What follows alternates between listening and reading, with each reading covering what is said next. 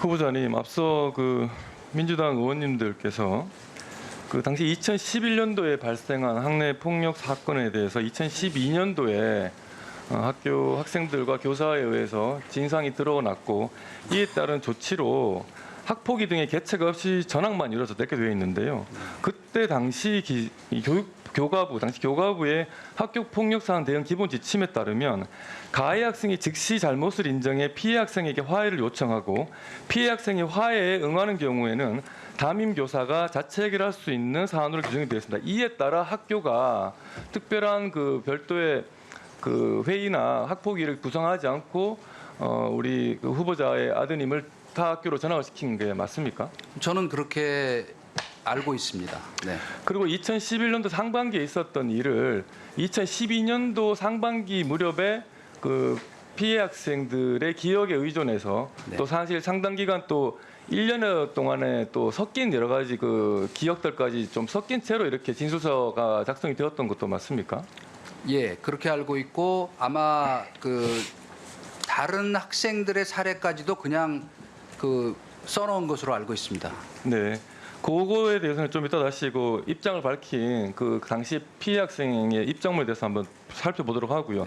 그럼 결국 당시 하나고등학교는 당시 이 학폭에 관해서 좀 이슈가 되기 시작해서 엄정한 교육부의 지침이 이제 갓 만들어지기 당시에 하나고가 이걸 이제 이런 조치를 한 건데요. 어찌 보면 당시 하나고의 조치가 저는 매우 현명했다고 생각은 듭니다. 이 가피 학생 분리라는 학폭 사건과 관련된 기본적인 원칙을 엄정하게 이렇게 집행을 했다. 그러면서도 학생들 간의 화해를 고려해서 과도하게 기록을 남기는 그런 행위는 하지 않았다. 그래서 어느 정도 저는 현명하게 하나고가 당시에 이 조치를 한 게 아닌가. 그래서 이 사건 자체는 2011년도에 1학년 1학기 초에 발생했던 사건은 2012년도 2학년 때 이렇게 학내에서 좀 매듭이 좀 잘 된 거다. 저는 이렇게 생각을 합니다. 그런데 이 사건이 왜 2015년에 드러나느냐. 여기에 문제의 교사 정경원 교사가 있는 겁니다. 제 자료 한번 보겠습니다.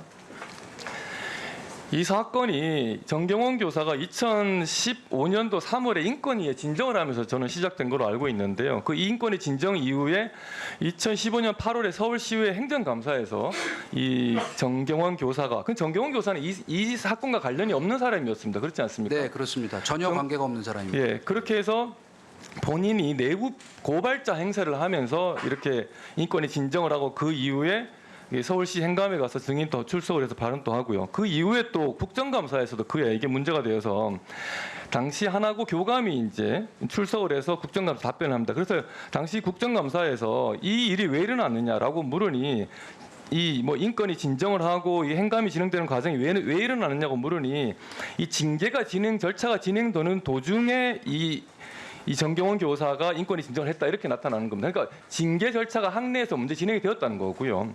이 왜 징계가 되었는지 또 이상 말씀드리겠습니다. 왜 징계가 되었냐는 질문에 이 정경원 교사가 그동안 지나친 외부 활동을 했다. 강연을 나가거나 그리고 근무 시간에 무단으로 나갔다. 그래도 지난 7월 그리고 2014년 7월 같은 경우 2015년 7월 같은 경우에는 기말고사를 치는데도 그 기간 내내 외부 활동을 했다. 그래서 그동안 꼭 축적된 이 정경원 교사의 비위 등으로 인해서 학교에서 징계를 진행하고 있는 과정에서 자신에게 일종의 징계 리스크가 닥친 거죠. 이 정경원 교사는 이 징계 리스크를 무마하고자 성동격으로 학내 문제 아닌 문제를 외부로 이렇게 퍼뜨리면서 내부 고발자 행사를 한 겁니다. 그렇지 않습니까? 그렇게 볼 수 있겠죠. 네. 그래서 이 문제가 드러났는데요. 근데 그때 당시 학내에 이 학생들을 상담했던 유모 선생님이 이 정경원 선생님에 대해서 그러지 말라, 너무 과도하지 않냐면서 이 선생님이 12일 동안 단식한 사실이 있습니다. 알고 계십니까? 나중에 보도를 통해 알게 됐습니다. 네. 그래서 이 선생님 그때 당시 이런 말씀입니다. 정말로 정경원 교사가 정의를 위해 폭로를 하고 있다는 확신한 이유가 뭐냐? 그 기자들을 상대로 기자들은 기사를 쓰면서 얼마나 팩트를 확인하느냐? 왜 내부 고발자를 자임하는 이 정경원 교사 한 사람의 말만 듣고 있느냐? 이 기자들에게 이렇게 오히려 항의를 합니다. 이 선생님이.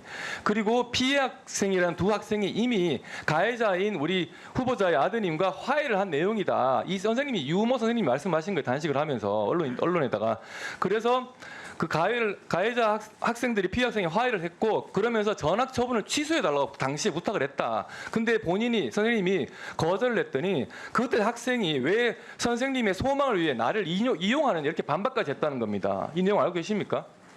예, 보도를 통해 그리고 또 맞습니다. 당시에요. 학내 구성원들이 다 들고 일어났습니다. 정경원 교사가 왜 자신 개인의 신상 문제, 자신의 징계 리스크 때문에 이 학교를 이렇게 엉망진창으로 만드느냐 하면서 학부모 일동이 정경원 교사를 향한 탄원서를 제출하고 또 시위를 했습니다. 그러면서 학부모들이 정경원 교사의 무차별적 폭로로 가장 피해를 보고 있는 것은 하나고 학생들이다. 공익 재벌하는 허울을 둘러싼 정경원 교사는 지금도 학생들을 가르치며 학생들을 혼란에 빠뜨리고 있다. 정경원 교사는 자신의 이익을 위해서라면 학생들을 이용하는 정치꾼 같은 모습을 보이겠다. 그래서 학부모들이 이렇게까지 얘기를 했습니다. 당시에. 그리고 나중에요.